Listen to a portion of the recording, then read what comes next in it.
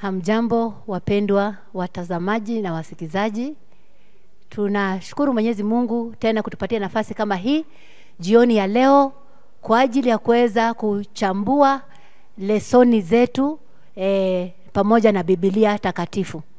Na tunawakaribisha nyote ili muweze kuungana nasi katika kipindi hiki. Chukua Biblia yako, chukua kalamu yako na karatasi ili tuweze kusaidiana katika kazi hii. Tujue Mungu anataka tuweze kupata nini kupitia kwa maandiko. Pamoja nami mbele yenu tuko walimu watatu tayari kufanya kazi ya uchambuzi wa lesoni. Katika mkono wangu wa kulia tuko na mwalimu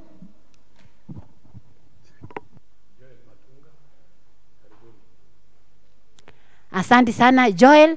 Atatupeleka katika siku ya Jumanne na Jumatano. Na katika mkono wangu wa kushoto tuko na mwalimu. Hamjambo watazamaji, kwa majina yangu naitwa Philip Ronana. Asante sana. Na pamoja nanyi kuna dada Petronila ambaye tutazidi kusaidiana tunapoingia kwenye lesoni kuanzia kipindi cha utangulizi na siku ya Sunday. Karibuni nyote.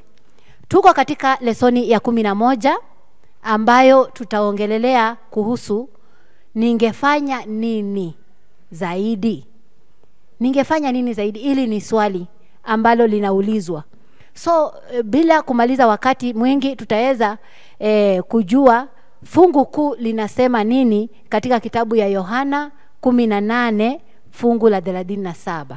Nitasoma jinsi na namna imeweza kunakiliwa katika lesoni yetu. Fungu la kukariri lasema hivi: basi Pilato akamwambia, wewe umfalme basi? Yesu akajibu, wewe wasema kwa kuwa mimi ni mfalme. Mimi nimezaliwa kwa ajili ya haya, na kwa ajili ya haya mimi nalikuja ulimwenguni, ili nishuhudie kweli. Kila aliye wa hiyo kweli hunisikia sauti yangu. Wapendwa, Pilato anauliza Yesu kama yeye ni mfalme. Je, ni ukweli hakujua ya kwamba Yesu ni mfalme? Hili ni swali ambalo swali la mzaha. Alijua Yesu ni mfalme, lakini kwa hekima za kipekee za Yesu Kristo mwana wa Mungu aliweza kumwambia, wewe ndiye uliyesema mimi ni mfalme. Na kwa ajili hiyo Kristo aliweza kukuja kwa ajili ya ukweli, aweze kusimamia ukweli. Na ukweli huu, mahali kuna ukweli inamaanisha pia kuna kauongo mahali. Kumbukeni wiki iliyopita tuliweza kuongelea kuhusu vita kati ya ukweli na uongo, kati ya watu wa Mungu na watu wa shetani, kati ya miungu wa giza na Mungu wa kweli. Na tukaona ya kwamba mwisho wa kila jambo ufalme wa mbingu ndio unayejidhihirisha na ushindi wake. Hivyo basi huyu Kristo anasema ya kwamba ukweli huu ndio ameuleta aweze kuusimamia. Basi tunapelekwa mara moja katika katika mafundisho. Tunapata kijana mmoja ambaye alikuwa ni mtoto wa kambo, ambaye wazazi wake walikuwa wagonjwa, lakini kwa mara moja ameweza kuchukuliwa na mfalme kwa sababu walikuwa wamepigwa na janga la ugonjwa. Na mfalme alipomtoa huyu mtoto amekuwa bila kufahamu ya kwamba wazazi wake wako wapi. Na jambo hili lilikuwa linasumbua mtoto sana, lakini alipokuwa mkubwa aliweza kufahamu ya kwamba kumbe walikuwa wanamuepusha na ile janga ambayo ingempata kama angebaki kwa wale wazazi wake, kwa maana wazazi wake hawakuweza kuishi kwa sababu ya janga hilo. Kwa hivyo kuna maswali mengi ambayo watoto wa Mungu tunauliza Mungu kila wakati.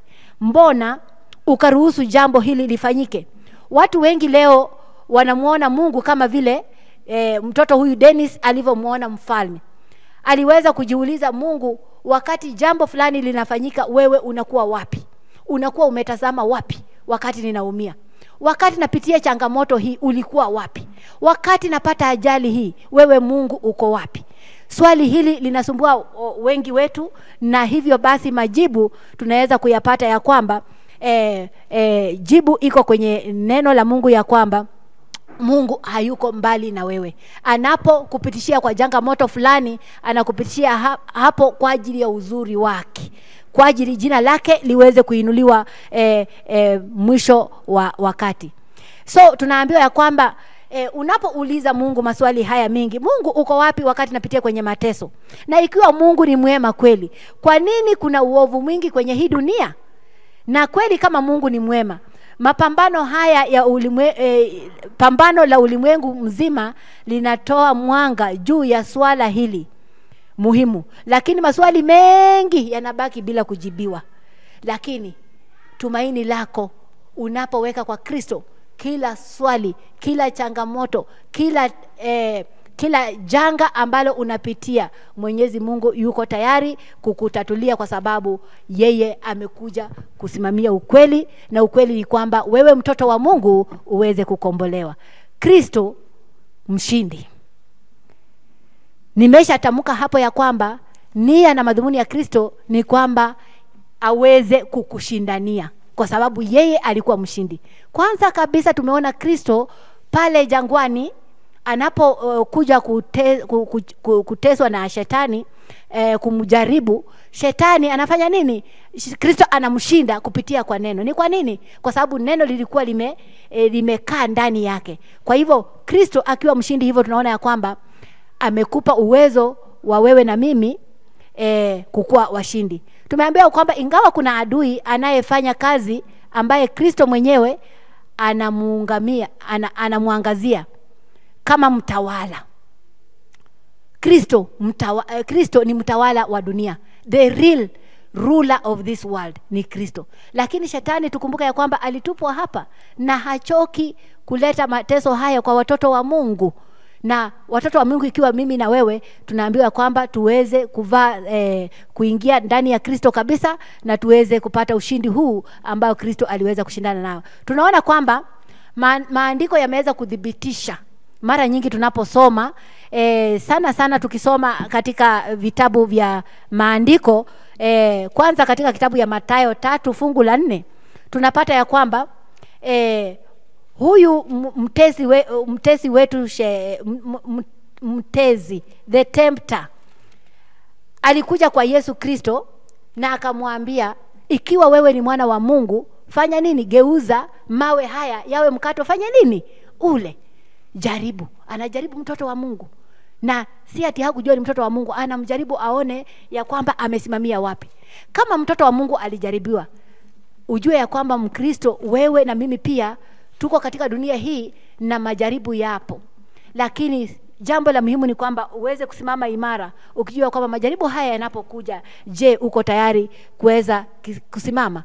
Na tunaambiwa kwamba unapoingia kwenye majaribu, ujue ya kwamba wewe ni wa baba yako Ibilisi. Maneno haya tumeyapata katika Yohana 8 fungu la 44. Tunaweza kusomewa Yohana 8 fungu la 44, tuweze kupata ya kwamba ye are of your father the devil, and the lust of your father you will do. Ikiwa wewe ni mtenda dhambi, ujue ya kwamba hufanyi dhambi wewe, unafanya dhambi kwa sababu baba yako anafanya dhambi, ambaye ni nani? Ibilisi.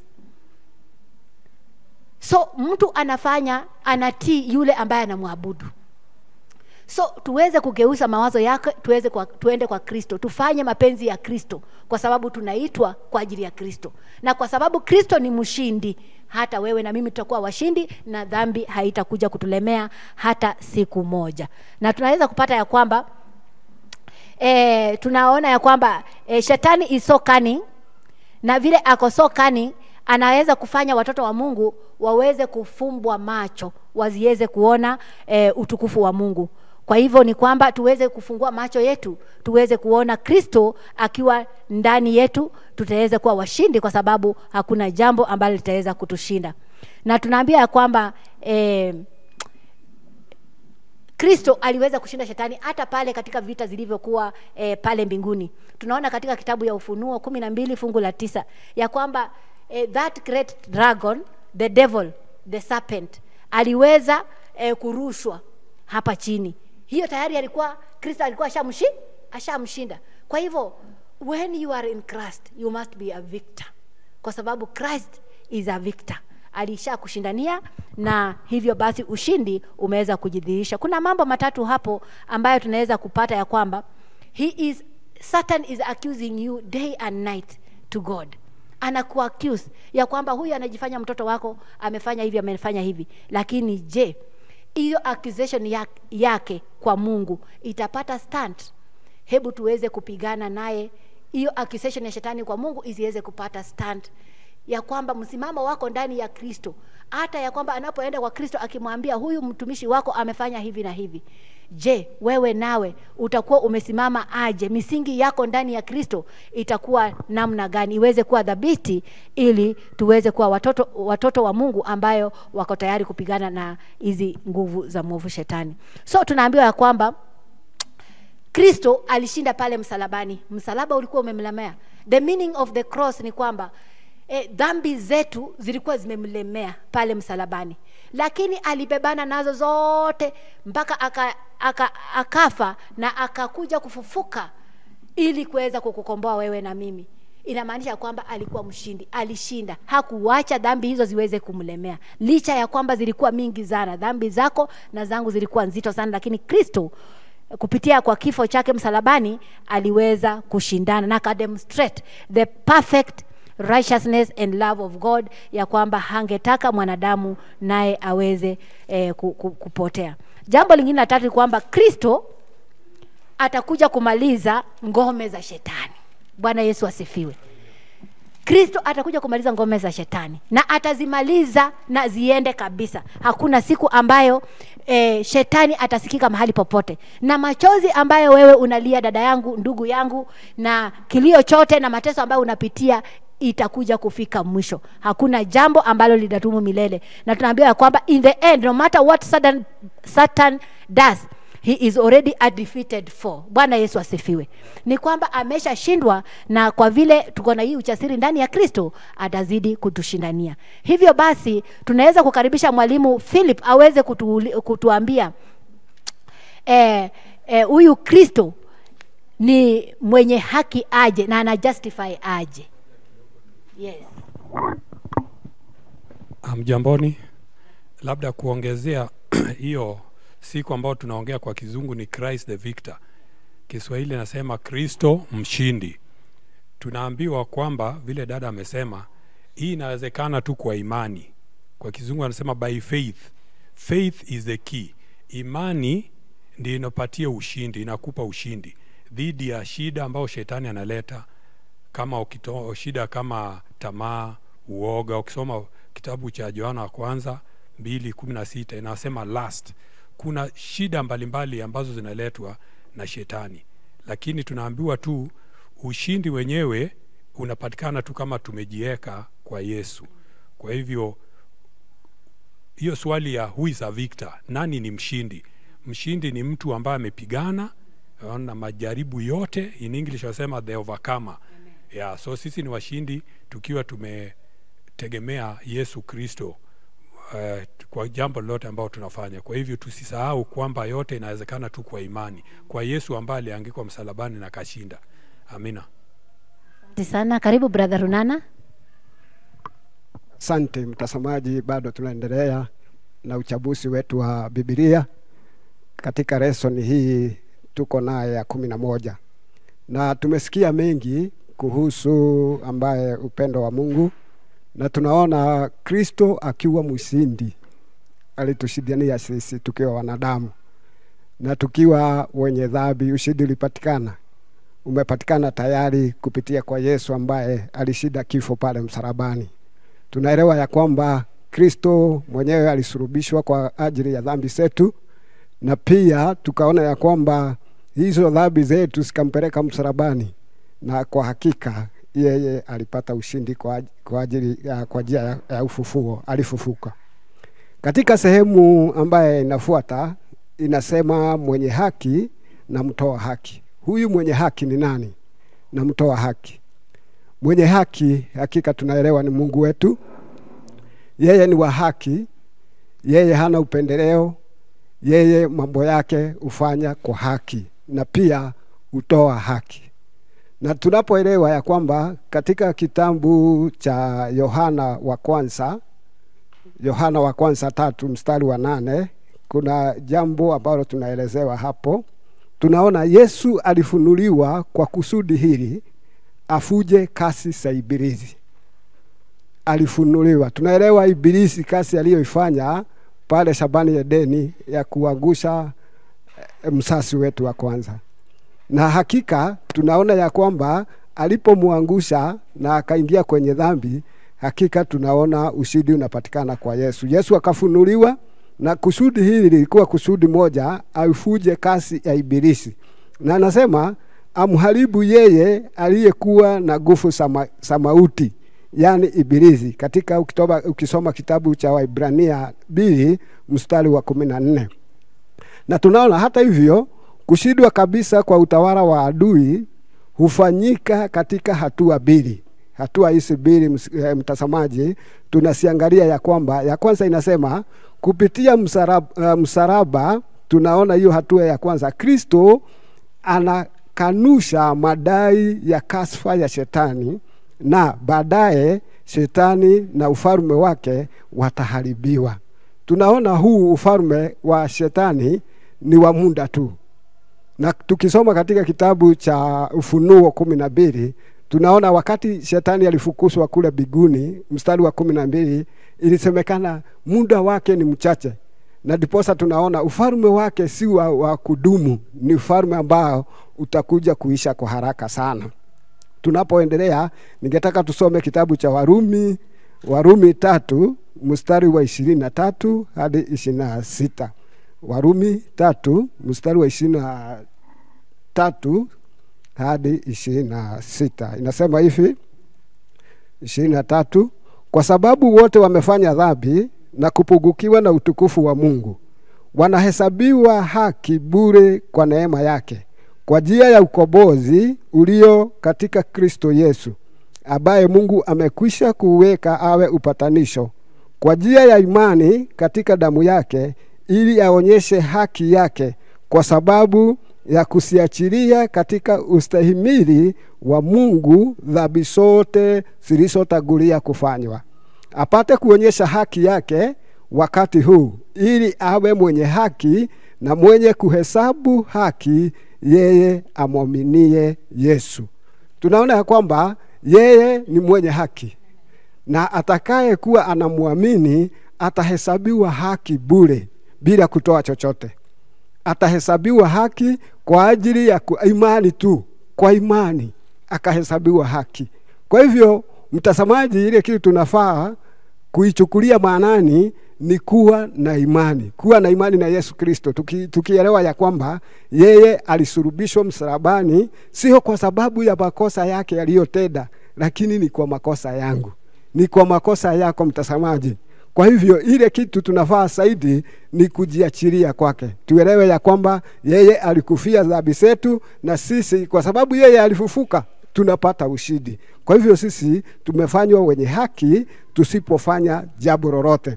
Na kama tunavyoona adui anadai kwamba Mungu si mwenye haki kabisa, na sisi na si mwenye upendo. Shetani huwa anaongea mambo kinyume na Mungu. Yeye huwa anataka wanadamu tusiweze kuwa na imani na Mungu wetu. Na diposa yeye anatoa dhihaka, anatoa maneno ya uongo kumwekelea Mungu, kuona ya kwamba, kutuonyesha ya kwamba Mungu si mwenye haki. Kwa nini watazamaji? Tunaona ya kwamba kuna mambo mengi ambayo tunapitia, na shetani ndio anapata nafasi ya kutuonyesha ya kwamba kama wewe ni Mkristo, kwa nini haya mambo ya kupate? Anatuonyesha ya kwamba Mungu si wa haki. Lakini kama vile tunavyoelewa, hata kama ni shida tutapata, tujue ya kwamba hakika tuwe kwa Mungu, na tuweze kujua ya kwamba ya ulimwengu yataisha, lakini tukikaa upande wa Mungu hakika tutapata ufalme wa mbinguni. Ningetaka tusome sehemu kidogo hapa kutoka kitabu cha The Desire of Ages page 761. Kipengele kidogo hapa inasema, baada ya kifo cha Yesu, shetani akaona kwamba hila yake imeondolewa. Utawala wake uliwekwa wazi mbele ya malaika wasioanguka na mbele ya ulimwengu wa mbinguni. Alikuwa amedhihirisha kama muuaji kwa kumwaga damu ya mwana wa Mungu alikuwa amejiondoa mwenyewe kutoka kwa huruma za viumbe wa mbinguni. Kwa hivyo tunaona hapa shetani alikuwa anafurahia sana, na alikuwa naona ya kwamba Yesu amekufa na amepata ushindi. Lakini tunapata ushindi kutokana na ufufuo wa Yesu. Bwana asifiwe. Ushindi tunaupata kutokana na ufufuo wa Yesu. Nikimalizia pale, tunaona historia ya ukombozi inatoa ushahidi mwingi kwetu sisi kuwa na uhakika kwamba siku zote Mungu anafanya kazi ili hatimaye alete yaliyo mema kwa wote wanaohusika. Mungu wa maandiko siku zote hutenda lililo jema na linalopendeza kutokana na njia zinazopatikana kwake katika pambano kuu. Tuelewe ya kwamba leseni hii inatuelezea juu ya pambano tulio nalo, lakini ushindi tutaupata tunapomwamini Yesu. Yesu mwenyewe alikufa msalabani na akashinda, na sisi pia tutashinda tutakapomwamini. Bwana asifiwe. Kidogo. Tunaulizwa mwenye haki ni nani? Unasikia hata vijana huku nje, hata sisi tunasema haki ni ya Mungu. Haki ni ya Mungu. Wengi wanaisema na hawajui ni kwa sababu gani.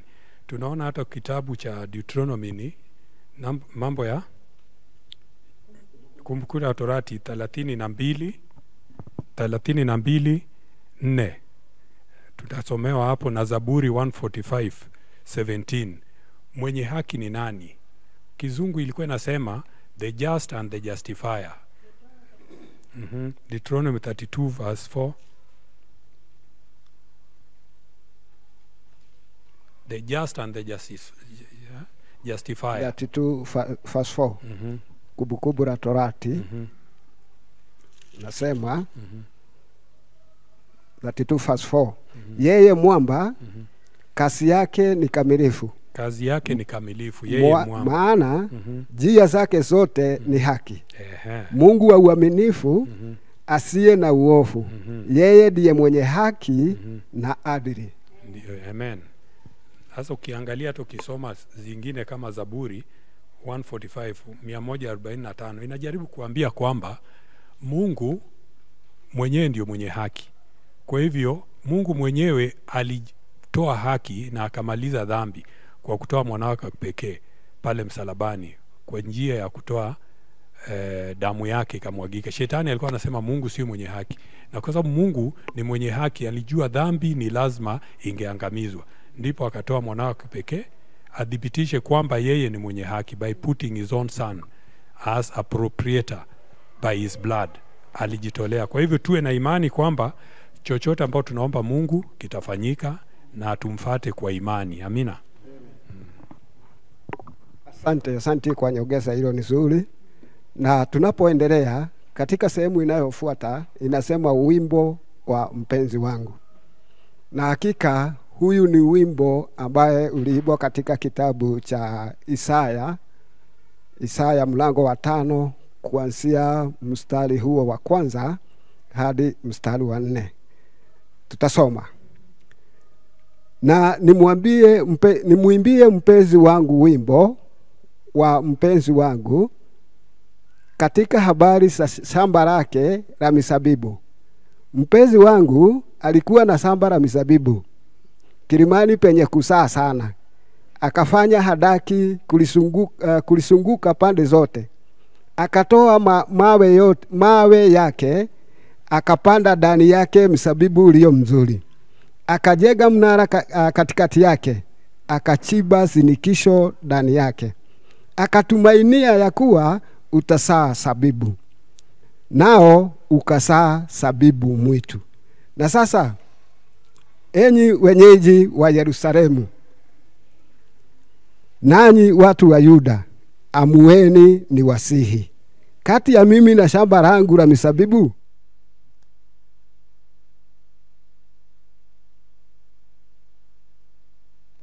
mizabibu, nisio itenda. Basi nilipotumainia ya kuwa itasaa zabibu, bona ilisaa zabibu mwitu. Na hapa tunapata shamba hili lenyewe lilikuwa ni shamba chafu, na tunaona linatengenezwa, linatolewa mawe, inachimbwa vizuri, inalimwa vizuri, inapandwa misabibu na inawekwa kila kitu iliyokuwa inahitajika iwekwe. Kama ni mbolea ikawekwa. Na mwenye kulima hii shamba kulitengeneza alikuwa anatarajia itoe matunda mazuri. Lakini baadaye haikutoa matunda mazuri, ikatoa matunda ambayo haikupendeza mwenye shamba. Anauliza, je, Mungu alipaswa kufanya zaidi ya alivyofanya ili kuisuia au kuondoa uovu?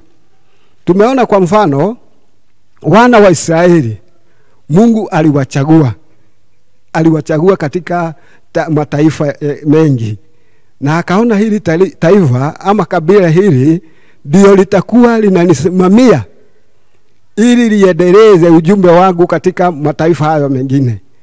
Akalitengeneza vizuri, akawaonyesha njia, akawaletea sheria, akawaonyesha zile njia wanafaa kuendea ili kumtukuza Mungu. Lakini hawakuendelea kufanya ile jambo, waliendelea kufanya kinyume na mapenzi ya Mungu. Na ndiposa mwandishi anatusaidia hapa tuone ya kwamba Isaia anaimba wimbo wa mpenzi wake, shamba la mizabibu. Mwenye shamba la mizabibu ni Mungu mwenyewe, na shamba la mizabibu inawakilisha watu wa Mungu. Tutoke kwa wana Israeli tukuja kwa sisi sasa. Mtazamaji, tunaelewa ya kwamba upendo wa Mungu, ametuonyesha haki na tunajua upendo wake. Pahali ametutoa, tumetolewa kwenye dhambi, tumetolewa kwenye mambo machungu mabaya, na Mungu wetu anatuita ili tumuwakilisha katika dunia hii. Lakini kinyume, shetani naye anafanya tumsahau Mungu. Hakika Mungu atatufanya nini tusipoendelea kufanya mambo ambayo yanampendeza? Tunaona katika, lakini kidokezo hapa kinaweza pia kupanuliwa kuhusiana na kasi pana ambayo Mungu alifanyia ulimwengu huu. Na kulingana na aya hizi, mwenye shamba la mizabibu, Mungu mwenyewe, alifanya kila kitu ambacho kingeweza kutazamiwa ili kuhakikisha shamba lake lina mizabibu linayostawi. Shamba la mizabibu lilipaswa kutoa zabibu nzuri zaidi, lakini tunaona ni kinyume. Na hapa, hata kama ni wewe mtazamaji, utengeneze vizuri kitu yako vizuri, ukitarajia kitu hiki utakiuza ama kitakuletea faida, lakini baadaye kikuletee hasara, hautafurahia. Utakuwa bado unakasirika kwa sababu ya kazi yote umefanyia. Na ndiposa tunaona kichwa cha lesson hii ilikuwa nauliza, ni nini kingine ningefanya? Ningefanya jambo lingine lipi? Amefanya juhudi zote, ametengeneza, na tena inazaa zabibu ambaye haikumpendeza. Inazaa zabibu ambaye haikustahili, hakuona faida yake. Sisi leo ndio tunaangaziwa hapa. Ni nini tunafanya? Wewe Mkristo mwenzangu, ni nini tunafanya ambaye tulipata huu wokovu na tukafahamishwa ya kwamba, tukaonyeshwa njia yote, na tukaona Kristo hasara ambaye alienda, tukaona alikufa msalabani kwa ajili ya dhambi zetu, na sasa bado tunaendelea kutubukia kwenye dhambi. Tuombe Mungu atusaidie, na hakika ako tayari kutusaidia. Tuachane na mambo ambayo tunaendelea kuyafanya ambaye yanamkasirisha Mungu. Ukiendelea katika hiyo sehemu, inasema ya kwamba wakati alikasirika, alienda akabomoa lile ua la shamba, akaiachilia, ikakanyangwa, ikamea mimba, na hakika ikaharibika kabisa. Ikaharibika hata sio vile ilikuwa baadaye. Tunaona tukae kwa Mungu wetu na tumtegemee, kwa sababu yeye ndiye mwenye haki. Mungu wetu atubariki. Labda kuongezea tu mwenyekiti, ukiangalia wanazungumzia mzabibu, Nabii Isaya aliangalia kwanza akililia wana wa Israeli nyakati walikuwa ufungwani. Akasema, sasa ni vipi? Mbona watu wangu wanaumia hivi? Kwa hivyo anajaribu kupeana mfano ile kazi Mungu amejaribu kusema. In English, kwa Kizungu wanajaribu kusema hivi. Wanasema Christ parable of the vineyard. Christ parable of the vineyard. Wanasema wimbo wa Mungu, wanasema ni Tuesday, the song of my beloved. Wanasema wimbo wa Mungu wangu. Kwa hivyo Isaya anajaribu kulinganisha Mungu vile amefanya kazi. Hata saa zingine tunachoka, hata kama ni shamba unaweka mbolea, unafanya nini, unaweza weka bidii mpaka usikie umechoka. Na ujue ni kazi ya shetani. Shetani ataandamana na wewe bampa kwa bampa mpaka uchoke katika hii safari ya vita kuu. Kwa hivyo kuna saa zingine unasema huyu mtoto wangu ametiosha. Nimejaribu kufanya hivi. Kwa hivyo tunaambiwa wewe mwenyewe hutaweza. Na ndipo anasema, ukiangalia hata Yeremia alikuja kalia. Yeremia pia alikuja kalia. Israel forsake God. Kitabu cha Yeremia. Tukiangalia tutaangalia. Kwa hivyo tunaambiwa shetani anajaribu kuleta mawazo mengi. Rotten grapes. Mizabibu mbaya mbaya. Kwa hivyo nawaza mambo kama ni ya pesa, mambo na hii yote itaisha. Kwa hivyo tunajaribu kuambiwa tuangalie, tuwazie kuliko ya Mungu atubariki. Asante mwalimu Matuga kwa ajili ya mwelekezi huo mwema. Na sasa hivi tuko katika ndugu yetu boss. Asante, karibu sana mwalimu kwa ajili ya kutujoin kwa ajili ya uchambuzi wa Biblia.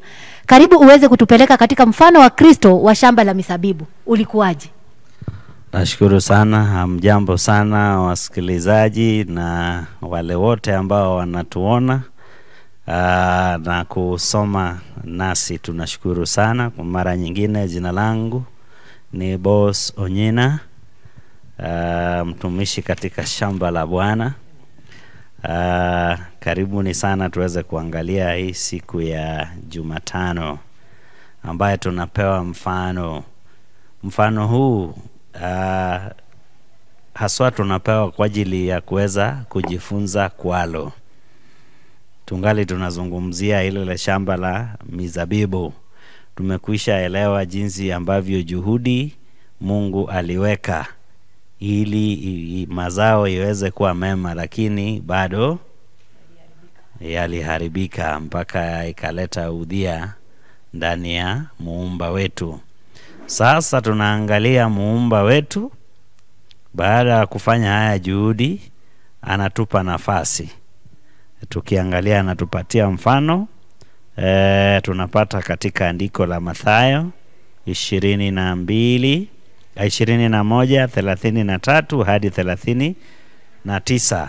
Hapo ndio tunapata hiyo hadithi ambayo inazungumzia jinsi ambavyo aliweza kutuma wajakazi wake, kutuma kundi la kwanza.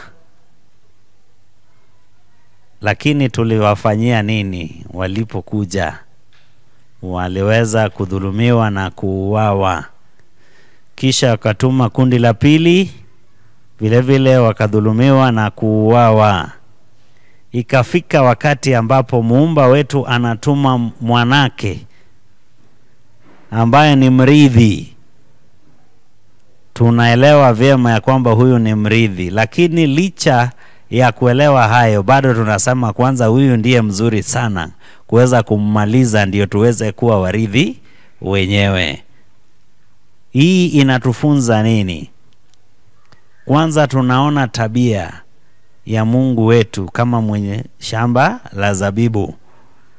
Ule upendo ambao anadhihirisha ndani ya maisha yetu. Mwanzo tunadhulumu watumwa wa kwanza na hata wa kuwaua, lakini bado baba yetu anatupa nafasi ya pili. Tunaona hajaonesha ile mori ama hasira, bado anatuma wa pili. Vile vile tunawafanyia lile ambao tulitendea wale wa kwanza hadi kuwaua. Bado muumba wetu juu ya ule upendo ambao alituumba nayo bado anatupa nafasi nyingine mpaka inafika wakati ambapo anatuma mwanake. Tumeona watumwa wametuma, manabii walikuwepo, wamezungumza ya kwamba tuweze kubadilisha tabia, lakini tumewadhihaki, tumewachekelea, tumewadharau mpaka tumewaua. Hata kama sio kuwaua kwa mikono, lakini tumewaua kiroho, kiasi kwamba yale ujumbe mema ambaye wametuletea hatuja karibisha. Mpaka inafika wakati sasa anatuma mwanake wa kipekee ili aje atufilie. Tunaona akiangikwa msalabani, akiumia juu ya dhambi. Swali ni je, aliumia kwa ajili ya dhambi ya kina nani? Manake andiko inatuonyesha wasiwasi ya kwamba Yesu Kristo hakuweza kukosea hata siku moja. Lakini tunaona akiangikwa msalabani, akilia kwa uchungu mno. Je, alikuwa anaumia kwa ajili ya dhambi ya kina nani? Mimi na wewe. Swali ni je, hii maumivu yote, hii machungu yote yana manufaa kwetu? Na je, sisi wenyewe tunaelewa na kufurahia hii manufaa? Ni nini ambaye hii inatufunza? Hii uvumilivu yote ambayo Mungu aliweza kuvumilia. Tumeua wanabii wale walituletea ujumbe, mpaka akatuma mwanawake wa kipekee. Vile vile tukamuua, tukisema ya kwamba kwanza huyu ndiye mrithi. Je, tutastahimili uso wa Bwana akija yeye mwenyewe? Je, tunajutia kweli yale ambayo tulikwisha tenda? Mafunzo ambayo tunajifunza mimi na wewe siku hii ni kwamba Mungu wetu ana upendo mwingi ile alituumba nayo, licha ya kutanga mbali, licha ya kutenda yasiyofaa, bado anatupa nafasi. Hata baada ya kutuma mwanake wa kipekee ambaye ni mrithi, na tukaweza kumdhihaki na kumuua, bado Mungu wetu anatupa nafasi. Ninaita mwito kwa njia ya kipekee ya kwamba tuweze kujihoji. Tunaweza kusoma hii hadithi na kuona kana kwamba ni ya watu wengine. Hii hadithi imeandikwa ili iweze kutufundisha. Hebu tujihoji. Je, tumeua wale ambao tumetumiwa na Mungu kwa kiasi gani? Hadi wa leo tuna watume. Tuko hata na kina pasta, wanakuja wanahubiri, tunakuja katika Sabato, tunasoma Biblia. Ndio hii tunachambua leseni. Haya yote ni mafunzo ambayo yanatoka kwa Mungu. Haya mafunzo yanatuguza. Yanatufunza nini? Yanatutayarisha kuweza kugeuza nia yetu na kurudi kwa Mungu. Je, haya mafunzi yanatusaidia kuweza kuamini Mungu zaidi? Tunajua vita ingali ipo kati ya mwovu shetani na Mungu muumba, lakini uamuzi ni wetu. Je, yale mafunzo ambayo tunapata yanaweza kutusaidia kufanya uamuzi wa busara, uamuzi wa kumfuata Mungu, uamuzi wa kusimama naye licha ya changamoto ambayo tunapitia? Ningependa kuhimiza kila mmoja wetu ya kwamba tuweze kugeuza tabia zetu. Tusije tukafanana na wale ambao walikuwa wanaua watumwa wa Mungu, bali tuweze kugeuza nia yetu na kutamania kuwa wana wa Mungu, ili tuweze kuwa tayari kumpokea. Hiyo ndio himizo langu jioni hii, na Mungu wetu azidi kutubariki. Labda kuongezea tu kidogo, watazamaji, tunaambiwa kwamba Yesu mwenyewe anasema yeye ndio mzabibu na sisi ni matawi. Kwa hivyo tuko kwa kazi ambayo tulipewa duniani. Anasema go ye unto the world, Mathayo 28:19. Tuenende, tukaeneze injili kwa wengine. Lakini changamoto ni kwamba tunakuwa katika shamba na tunagongana. Ndipo unaona wengine wamekodiwa shamba. Wanasema mwenye shamba ni Mungu. God is the vine owner is God. And the vineyard are the Israelites. The tenants sasa naona walikodi. wakajaribu, ni kama shetani anaweza kakuchukua kakukodi akakutumia vile anataka. Ile ukiangalia mambo ya Mungu unapiga huku na huku, you just become a critic. Ndio tunaambiwa hawa watu ambao kwa English wanaita the vine dressers, vine dressers ndio Wafarisayo, ndio mimi. Kama una jukumu ya kusaidia katika ujenzi wa mambo ya kiroho, wewe ni kama Wafarisayo. Walimwandama Yesu kabisa na walidhania wakimuua yote itakuwa imeisha. Na tunaambia shetani alikuwa nyuma ya hawa, alikuwa nyuma. Unaangalia wanampeleka katika sehemu ya kwanza walimpeleka katika wanaitwa high priest, ni mahakimu katika the high priest. Waliwapeleka katika hatua kwanza. Unaona ya kwanza alimpeleka wapi? Baada kumshika Getsemane wakampeleka kwa Anas ambaye alikuwa ni hakimu mkuu ambaye alikuwa amestaafu. Unaona kutoka hapo, let me just read it in English, labda utaiangalia. Wanasema he had been taken to Anas, then to Caiaphas, then again to Pilate. Walimuangaisha, shetani anaangaisha. Then wakaenda hiyo sehemu wakimsumbua, akampeleka kwa Herode. Kwa hivyo shetani anaweza kakuangaisha huku na huku. Walitaka tu atamke mabaya na akasema ati wewe ni wewe ni Mesaya. Kwa hivyo tunaambiwa shida iko, be very careful, tuchunge. Kwa hivyo shetani katika hii shamba yake, shamba ya Mungu, anaweza katutumia vibaya. Hebu wenzetu, tuangalie hii siku ambao ni ya mwisho, ambao kwa Kizungu inasema the vindication of God's name. Vindication, ndugu Renana, inasemaje kwa Kiswahili? Inasema kudhibitisha kwa jina la Mungu. Vindication of God's name. Mtu akisema how are you vindicated? Kuvindicate ni kujaribu kutolewa makosa, to clear someone from accusation. Unaangalia shetani alikuwa anasema Mungu ni mkatili. Sisi ambao tuko hapa, mtu anasema nyinyi mnaenda kanisani, angalia vile mnaumia. Hata kiti kishika Mkristo wote utapata inaenezwa katika redio na sehemu zingine, majadala mengine. Kwa hivyo tunaambiwa kitu yote ambao ikikushika kama Mkristo na wewe ndio taa, unaweza jipata na haribu. Kwa hivyo swali ni popote ulipo, kwa kazi, kwa nyumba yako, je, unafanya kazi ama utakaa ukilia vile nani alilia? Isaya alilia akisema Mungu aliuliza ni nini tena ningefanya? Tunaambiwa kuna jambo ambalo unafaa ufanye. Ukienda kwa Mungu, Yesu mwenyewe anakuambia yeye ni mshindi. Usije ukaweka mkono chini. Don't put your hands down. Don't feel defeated. Kwa hivyo Mungu mwenyewe anaangalia witnesses ambao ni witnesses kwa Kiswahili wanasemaje? Mashahidi. Tuwe mashahidi. Ukiangalia mashahidi, tuwe washahidi wa haki. Kwa hivyo tunaambiwa the redemption power. Labda tusomewe kitabu cha Warumi 1:3 kuanzia 1 mpaka 4. Alafu na ile Isaya. Hizo ni vitabu ambavyo tunaangalia. Isaya 3:5 fungu la 4 hasa. Warumi 3 fungu la kwanza hadi la 4. Basi Myahudi ana siada gani? Na kutahiriwa kwa faa nini? Kwa faa sana kwa kila njia. Kwanza kwa kuwa wamekabidhiwa mausia ya Mungu.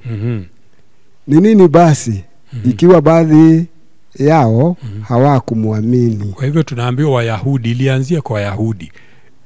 Inafaa tuwe witnesses, mashahidi. Ndio mtu anaweza sema kweli Mungu ni mwenye haki. Kwa hivyo hapo ni, hebu endelea tena.